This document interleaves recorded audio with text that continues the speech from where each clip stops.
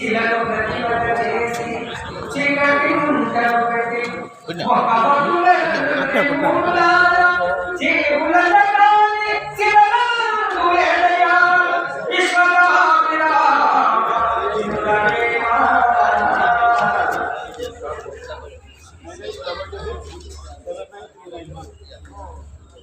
మీది రాళ్ళు ములోని వేళ్ళు సిద్ధి చిత్రరూపాలు మీది రాళ్ళు శిల్పాలకై కలిసి చిత్రాలు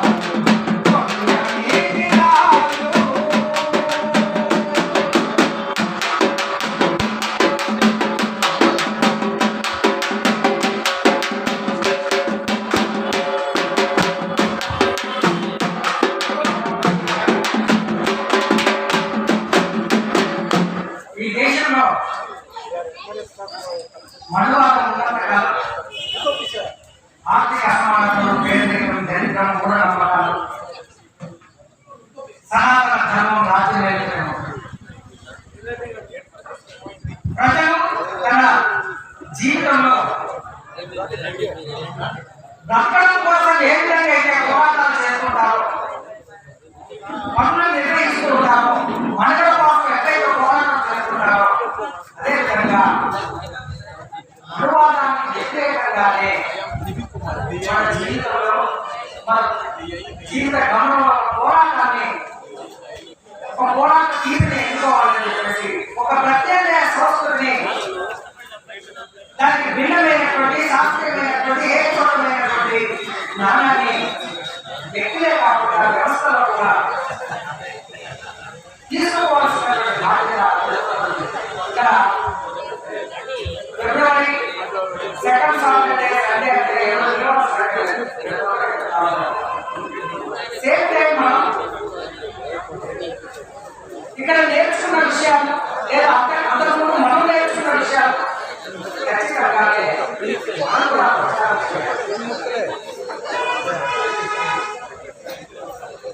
మనం ప్రచారం చేయకపోతే సత్యాన్ని కూడా అబద్ధులు ఎట్లయితే ప్రచారం కొనసాగుతుందో నిజాన్ని కూడా సైన్యంలో చేస్తాం మనం ప్రచారం చేస్తాం. అంటే సత్యం నిలబడుతుంది. చాలా మంది నాస్తికత్వాన్ని ఏర్పడాలని ప్రాపంచం చేయకుండా ప్రచారం చేయడంలో ఇక్కడ ఒక్కొక్కరు ఒక ఆర్గనైజేషన్ గా పనిచేయాలి. మా ఊళ్ళో ఒక పక్క చాలా మంది ఒక మతానికి కంప్లీట్ దైవం అయిపోయారు. ఇదంతా ఎవరు చేస్తున్నారు అంటే ఒక చదువులాగా మహిళ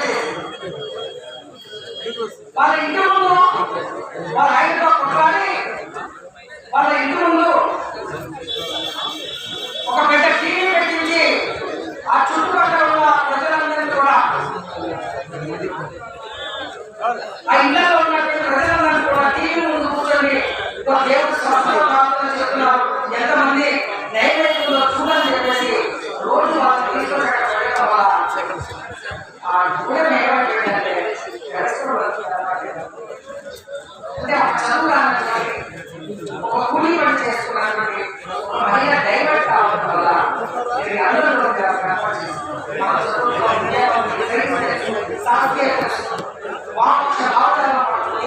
కానీ ప్రజల్లో సాఫ్ట్వేర్ని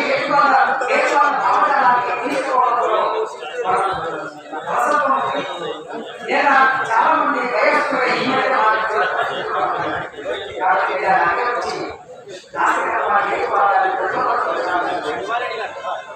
మహారాష్ట్రలో మహిళ భారతీ చేపట్టలేదా చాలా గొప్పగా ఆర్గనైజ్ చేస్తారు. ఒక మధ్య వేస్తున్నారు ఆవిడ క్యాన్సర్ అయితే ఆమె మ్యాజిక్ నేర్చుకుని గ్రామాల్లో పల్లెల్లో మ్యాజిక్ చేస్తూనే ఆ మ్యాజిక్ ఉన్నటువంటి మద్దతు చేస్తూనే దీనిలో మహిళలు లేవు, మాత్యాలు లేవు, మంత్రాలు చేరుకోవడం లేవు, భాగవతి చేరుకోవడం ఈ మోసాలు జరుగుతున్నాయి.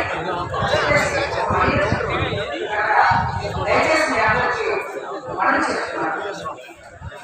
మనం కనుక ఒక్కొక్కరుగా మనం చదువుకుంటూనే మనం తెలుసుకుంటూనే ఇతరులకు చెప్పడం కోసం మనం ప్రచారం చేయగలిగితే శాస్త్రీయ విజ్ఞానాన్ని మనం అందించగలిగితే మనం కోరుకున్నటువంటి సమాజం.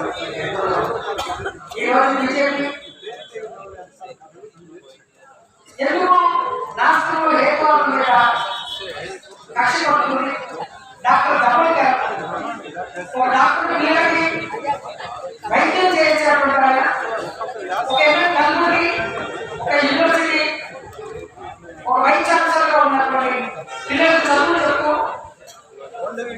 చెప్తున్నటువంటి వాడు గోవింద్ కన్సాలే ఒక వామపక్ష ఉద్యమాలలో ప్రజల కోసం పనిచేసేటువంటి గోవింద్ కన్సాలే ఒక కల్లూరి గౌరీ లంకేష్ ఒక జర్నలిజం ప్రజలకి ప్రభుత్వానికి మధ్య ప్రజల్ని చైతన్యవంతం చేయడం కోసం ఒక విలేకరుగా ఒక మేధావిగా పనిచేసేటువంటి వాళ్ళు చేసిన నేర్పడి ఎందుకు చెప్పారు వాళ్ళని. ఈరోజు బీజేపీ మొట్టమొదటి పునాదిగా అబద్ధాలతో అశాస్త్రీయాలతో నిలబడినటువంటి దేవుడు మతం మీద ఈరోజు అధికారం చేయాలి.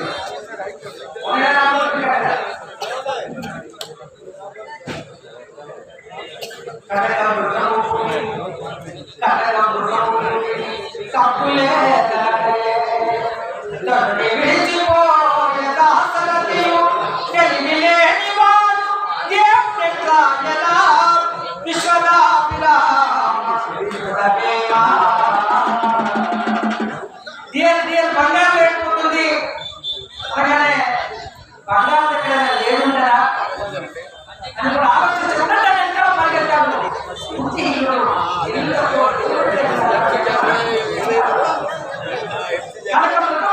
తప్పు లేదంటే తను విడిచిపోయే దాసులు నీవు తెలివి లేని వాడు, బుద్ధి లేని వాడు దేవుడు ఎట్లా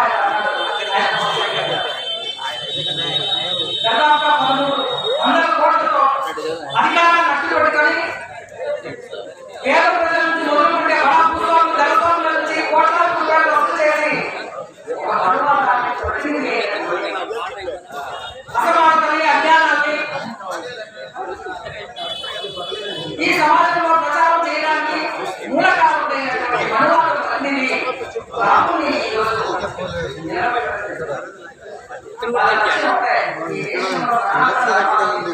గ్రామీణ జాతి కాన్సన్ట్రేట్ చేసి ఈ దేశంలో అసమానతల్ని అజ్ఞానాన్ని మూఢనమ్మకాల్ని సాంఘిక దురాచారాల్ని కులవర్గ వ్యవస్థల్ని నిర్మించాలన్నటువంటి ఒక హిందూ స్టేట్ ని నిర్మించాలని ఒక లక్ష్య సాధనలో బీజేపీ ఆర్ఎస్ఎస్ 1984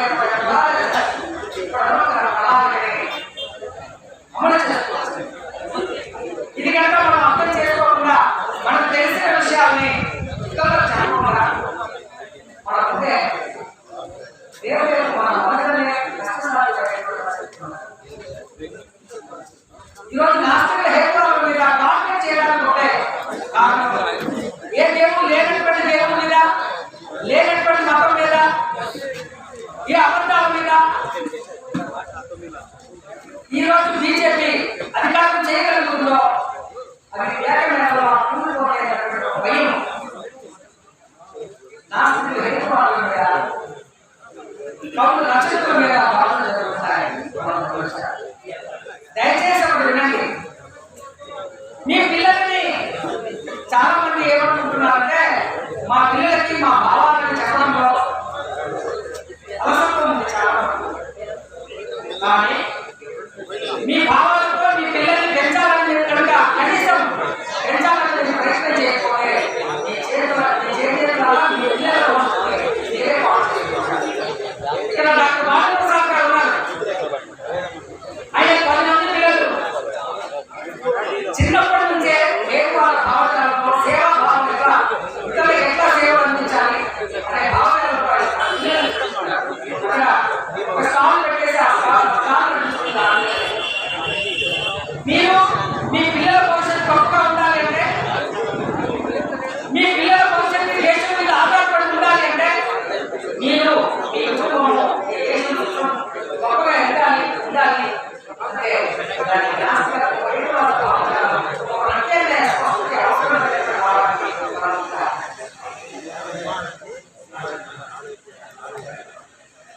కాబట్టి ప్రతి ఒక్కరు ఆర్గనైజర్స్ గా పనిచేయాలనుకోవాలి. మీరు ఎవరైనా పెద్దవాళ్ళు కానీ ఎవరైనా మేము నేర్చుకుంటాం, మ్యాథిక్ అనేది దయచేసి ఇక్కడ వినాలి. మ్యాథిక్ అనేది మార్పు కాదు. మ్యాథిక్ అనేది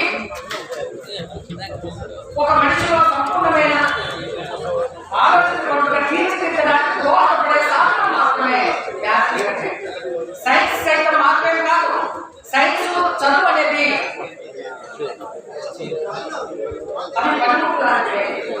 జ్ఞానాన్ని అన్వేషించడం కోసం దోహదపడే సాధనాలు మాత్రమే. మీకు పెద్దగా చెప్పనక్కర్లేదు. సైన్స్ చదివినవాడు, సైన్స్ తెలిసినటువంటి వాడు పక్కా మూఢనమ్మకాలు నమ్మాలనేది కానీ దేవుణ్ణి నమ్మనటువంటి ఒక నిరక్షరాస్యుడు, దేవుణ్ణి నమ్మని ఒక నిరక్షరాస్యుడు ఎలాంటి మూఢనమ్మకాలు నమ్మడానికి. కాబట్టి నువ్వు సైన్స్ ఎంత నాలెడ్జ్ ఇచ్చినా కూడా సైన్స్ అనేది ఒక సాధనమే తప్ప ఈ దేశంలో సాంకేతిక పరిజ్ఞానం ఉంది. గ్రహాంతరాల్లో ఈరోజు విశ్వ రహస్యాన్ని పటాపంచం చేయగలుగుతున్నాం. కానీ సామాజిక మార్పు ఒక అడుగు కూడా ముందుకేలేనటువంటి పరిస్థితి ఈ దేశంలో నెలకొంది. దానికి కారణం అంతే తెలియాలి. ఒక మాట చెప్తాను. ఈ దేశంలో దేవుడు ఉన్నంత కాలం మతం ఉంటుంది. మతం ఉన్నంత కాలం మతం నిర్మించిన సమానతం కుల వ్యవస్థ, వర్ణ వ్యవస్థ ఖచ్చితంగా ఉంటాయి. కాబట్టి ఈ దేశంలో అసమానతం పోవాలంటే, ఈ దేశంలో కుల నిర్మూలన జరగాలంటే దానికి మూలమైనటువంటి మతాన్ని, దేవుణ్ణి ధ్వంసం చేయాలి. దేవుడు లేదని చెప్పడమే కాదు, దేవుడు లేదని చాలా మంది చెప్తున్నారు. దేవుడు లేదంటారు, దేవుడు లేదంటారు. ఆ దేవుడితో మనకేం పనిలేదు చెప్తున్నారు. దేవుడు ఈరోజు మూఢనమ్మకాలకు మూలం దేవుడు. మూఢనమ్మకాన్ని, సాంఘిక దురాచారాన్ని, సామాజిక వివక్షతని, సర్వం నమ్మకాలకి, సామాజిక విధ్వంసానికి దేవుడు కారణం. మీరు చక్కగా విశ్లేషిస్తే మనకు అర్థమవుతుంది. దేవుడు అధ్యయనంత కాలం దేశంలో కాబట్టి ప్రతి ఒక్కరు కూడా ఈరోజు మా అనుభవాలన్నీ కనుక చెప్పుకోకపోతే రోజు కారణం ఏంటంటే 30 సంవత్సరాలుగా నాస్తిక సామాన్యులకు అర్థం చేయించడం కోసం గ్రామాల్లోకి పాటల ద్వారా మ్యాచ్ల ద్వారా ఆటలకి ఏర్పడి దేశంలో జరుగుతున్నటువంటి హత్యాకాండాలని ఆపడం కోసం జరిగిన చోట సైతం అవన్నీ కూడా తప్పని చెప్పడానికి మీరు ఒక చిన్న ఉదాహరణ చెప్తారు. నీకు ఇంకా మీరందరూ హేతువాళ్ళు నాస్తులుగా సంఘటనని మనం చూసాం. కానీ ఈ మధ్య కాలంలో జరిగిన సంఘటన చెప్తాను. చాలా మంది మంత్రాలు చేస్తున్నారని ఎదుటి చెప్పడము, హింసించడము, ఆరోపించడము సహజంగా జరుగుతున్నాయి. నల్గొండ జిల్లాలో తల్లి తన భార్యకి తన కుటుంబానికి మంత్రాలు చేస్తుంది, చేతులు చేస్తుంది అని తల్లి తలకాయలు నరికి ఆ ఎన్నికల సైకిల్ పెట్టుకున్నంత తిరిగారు.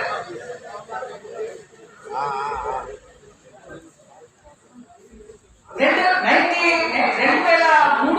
సంవత్సరంలో కుటుంబానికి అంత పెద్ద అయినటువంటి విశ్వనాథ్ ఉంటారు. ఆ కుటుంబానికి ఇంటికి పెద్ద కొడుకు చేతబడి చేశాడనే పేరుతో కుటుంబ సభ్యులందరూ కూడా కలిసి ఆయన రాష్ట్రంలో వచ్చి మంచిర్యాలలో ఉంటున్నాడు. మెట్పల్లిలో, కరీంనగర్ జిల్లా మెట్పల్లిలో ఉండేవాడు. ఉంటే రాత్రి దాడి చేస్తే పోలీస్ స్టేషన్ పరిగెత్తుకుని ఉంటారు. ఆ పోలీస్ స్టేషన్ లో వాళ్ళ బంధువులు, వాళ్ళ అమ్మను, నాన్నను, చెల్లెలు, తమ్ముడు తగ్గించి ఆ మంత్రాలు ఉండకండి, మీరు నమ్మండి అని వాళ్ళని పంపించారు. వాళ్ళు వెళ్ళిపోయారని ఇంటికి వచ్చేసారు. ఇంటికి మీద పడి కొడుకుని నాలుగు కోసి అత్యంత దారుణంగా చైర్మన్ మావోకు మాట్లాడతారు. జపాన్ సైన్యాలు ప్రపంచంలో అత్యంత దుర్మార్గమైన సైన్యాలు జపాన్ సైన్యాలు. ఆయన లాంగ్ మార్చిలో గుళ్ళు గోపురాలన్నీ కూడా కొట్టేస్తుంటే సైనికులు దాన్ని వ్యతిరేకిస్తారు. చైర్మన్ మావోకు మాట్లాడతారు. జపాన్ సైన్యాల కంటేనూ చైనాలో ఉన్న మూఢనమ్మకాలు అత్యంత ప్రమాదం. కాబట్టి ఈ మూఢనమ్మకాలు, ఈ అశాస్త్రీయ భావాలు, దేవుడు, దయ్యాలు, భూతాలు, ప్రేతాత్మలు అనే పేరుతో ఎలాంటి శ్రమ చేయకుండా భావాలను స్వామి చేయడం, పూజా వర్గం కనుక ఇది అందరి పని, అందరి పని కాదు. రామకృష్ణ మాస్టర్ గారి నుంచోటి నాలుగు మాటలు చెప్తారు. వాస్తవానికి శాస్త్రీయంగా హేతుబద్ధంగా ఈ సమాజంలో ఎలాంటి సమూల మార్పులు సాధ్యపడతారని ఆలోచించి బాల్య దశలోనే పిల్లల్లో శాస్త్రీయ దృక్పథాన్ని కలిగించగలిగితే, హేతువాద భావజాలాన్ని ప్రశ్నించే తత్వాన్ని పెంపొందించగలిగితే నేటి బాలలే రేపటి గొప్ప పౌరులుగా ఎదిగే అవకాశం ఉంది అనుకునే ఆయన ఒక ఆశ్రమాలు చెప్పారు. చాలా ఆశ్రమం. మీరు దీనికి సైమల్టేనియస్ గా మీరు ఒకసారి అక్కడ చూస్తే తెలుస్తుంది. వాసవ్య స్కూల్స్, గీతా విద్యాలయాలు, శిశు మందిరాలు, మదర్సాలు ఇవన్నీ కూడా నేటి బాలల్ని రేపటి మతోన్మాదులుగా తయారు చేస్తున్నారు. ఈ స్కూల్స్, కాలేజెస్ మనం చూసినప్పుడు ఒక పిల్లలు కూడా మీరు మార్చలేదు, సాధ్యం కాదు. కాబట్టి ఏ విధంగా అయితే ఒక భావజాలాన్ని, ఒక తప్పుడు సంకేతాన్ని పిల్లల్లో ఇస్తున్నారు, బాలదశలో కలుషితం చేస్తున్నారు, సేమ్ టైం అలాంటి పిల్లల్లోనే శాస్త్రీయ దృక్పథాన్ని మనం పెంపొందించగలిగితే గొప్ప పౌరులుగా ఎదిగే అవకాశం ఉంటుంది ఆయన భావించారు. అది కనుక సక్సెస్ అయితే ఈ రోజు RSS, Bajrang Dal, central, GST లాంటి సంస్థలు ప్రపంచవ్యాప్తంగా లేదా భారతదేశ వ్యాప్తంగా కొన్ని లక్షల సైన్యాలు తయారు చేస్తున్నట్టుగా ఆ తరహాలో మనం కూడా తయారు కావాల్సి వస్తుంది. తండ్రి పెరియార్ చేసినటువంటి ఉద్యమం వల్ల తమిళనాడులో ఇప్పటికి కూడా అన్నమలై, ఇప్పుడు బీజేపీ ప్రెసిడెంట్ గా ఉన్నాడు అన్నమలై ఐటీఎస్.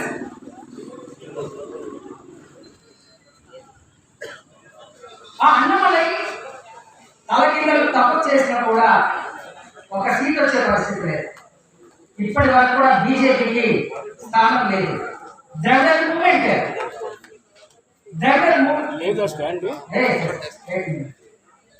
మూవ్మెంట్ అన్నాబాయ్, ఎంజీఆర్, కరుణానిధి, జస్టిస్ పార్టీ, బ్రాహ్మణీయ వ్యతిరేక పోరాటాల వల్ల తమిళనాడులో అత్యంత భయభక్తి ఉన్న సైతం తెలియాలంటే కారణం నేను గొప్ప మానవతావాది.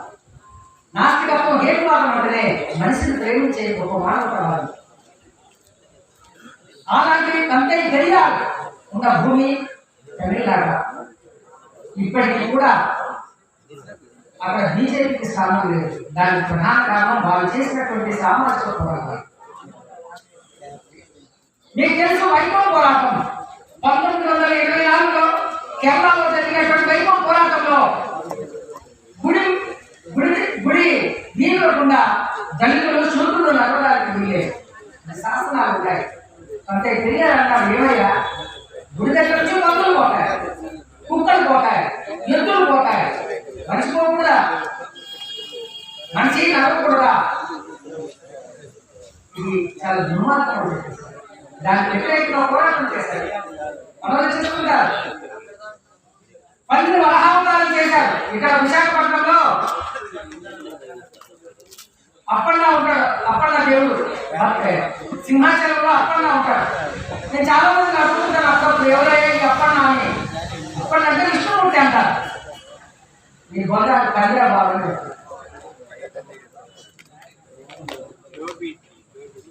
బలహావతారం విష్ణుని బలహావతారంగా చేసి 10 అవతారంగా చేసి మొక్కించారు, పూజించారు. కానీ కష్టపడి 10 మందికి తిండి పెట్టేటువంటి వాడిని అంతరాన్ని వాడిని చేసి ముందుకు బయటపెట్టింది హిందూ సామాజికం. దానికి వ్యతిరేకంగా లండన్ పోరాటం చేసింది, జస్టిస్ పార్టీ పోరాటం చేసింది పెరియార్ నాయకత్వంలో. మనం కూడా అదే పోరాటం కనుక ఈ దేశంలో అన్ని రాష్ట్రాల్లో కనుక కొనసాగి ఉంటే ఈరోజు బీజేపీకి స్థానం లేదు. బీజేపీ ఈరోజు చేసినటువంటి దుర్మార్గాలకు అవకాశం ఉండేది కాదు. కాబట్టి ప్రతి ఒక్కరు కూడా ఒక సైనికులుగా పనిచేయాలి. దీనికి సంబంధించి 1989లో నేను స్కూళ్ళలో కాలేజీలలో తిరిగేవాడిని మ్యాజిక్ చేసుకుంటూ. ఈ తిరుగుతున్న క్రమంలో కూడా నాకు ఆలోచన వచ్చింది, విద్యార్థులకు సంబంధించి బాల్య దశలోనే మన శాస్త్రీయ దృక్పథాన్ని పెంపొందించగలిగితే ఒక 20 సంవత్సరాలలో ఒక సైన్యాన్ని మనం తయారు చేయొచ్చు అనుకున్నాం. దాన్ని దృష్టిలో పెట్టుకొని 2004 ఫిబ్రవరి 17వ తారీఖు రోజు హైదరాబాద్లో డాక్టర్ పుష్ప ఎం భార్గవ సిసిఎంబి సైంటిస్ట్ చేతుల మీదుగా సైంటిఫిక్ స్టూడెంట్ ఫెడరేషన్ ఆవిర్భావం చేయడం చాలా మంచి ఫలితాలు వచ్చింది. స్కూళ్ళలో కాలేజీలోకి వెళ్తూ సైన్స్ కి రిలేటెడ్ గా ఉండేటువంటి ప్రయోగాలు చేస్తూ దీంట్లో సైన్స్ ఉంది తప్ప దీనిలో మహిళలు దేవుడు. అది ఎంతో మంది విద్యార్థులలో శాస్త్రీయ దృక్పథాన్ని పెంపొందించడానికి కావాలండి. శ్రీకాకుళం జిల్లాలో కృష్ణా మాస్టర్ మేడం గారు కూడా మమ్మల్ని పిలిపించి ఒక 5-6 స్కూళ్ళలో ఈ మధ్య మీటింగ్స్ పెట్టించారు. టెక్కలి, నర్సన్నపేట, ధర్మారెడ్డి గారు, ధర్మారావు గారు వీళ్ళందరితో కూడా రాష్ట్ర వ్యాప్తంగా సైంటిఫిక్ స్టూడెంట్ ఫెడరేషన్ ప్రచారం చేశారు. కాబట్టి అలాంటి ఒక మూమెంట్ మీ పిల్లల్ని సభ్యులుగా చేయించండి. మీ పిల్లల్లో శాస్త్రీయ దృక్పథాన్ని పెంపొందించడానికి ప్రయత్నం చేయండి. రేపటి గొప్ప సమాజం సాధ్యపడుతుంది. కాబట్టి ప్రతి ఒక్కరు కూడా ఒక ఆర్గనైజర్స్ గా మనం పనిచేయగలిగితే సాధ్యపడుతుంది. ప్రతి ఒక్కరు కూడా దీన్ని దృష్టిలో పెట్టుకోవాలని చెప్పేసి ఈ సందర్భంగా మేము తెలియజేస్తూ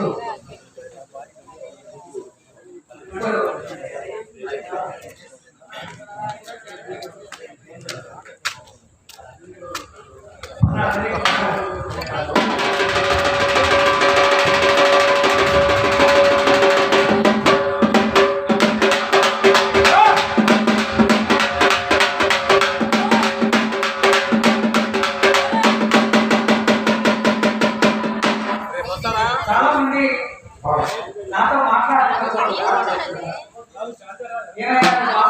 బాగా నాకు వాళ్ళకి గట్టి పంచాయతీ లేదు. వాళ్ళు మా ఇంట్లో లేదు, మా ఇంటి పక్కన లేదు. చాలా మంది ఇదే గట్టి పంచాయతీ లేదు. బ్రాహ్మణులకి నాకు ఉన్నదల్లా ఒకే పంచాయతీ. అదేంటంటే నాకంటే ఆయన గొప్ప అన్నాడు. నువ్వు ఎంత గొప్ప అని అడుగుతున్నాడు.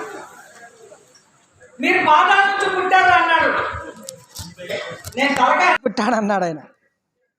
ఇదేమి ధర్మమన్నా, ఇదేమి ధర్మమన్నా, ఉద్ధరిగిన భీమన్నా, అధర్మమంట ఇలలో మను ధర్మమేవోరన్నా.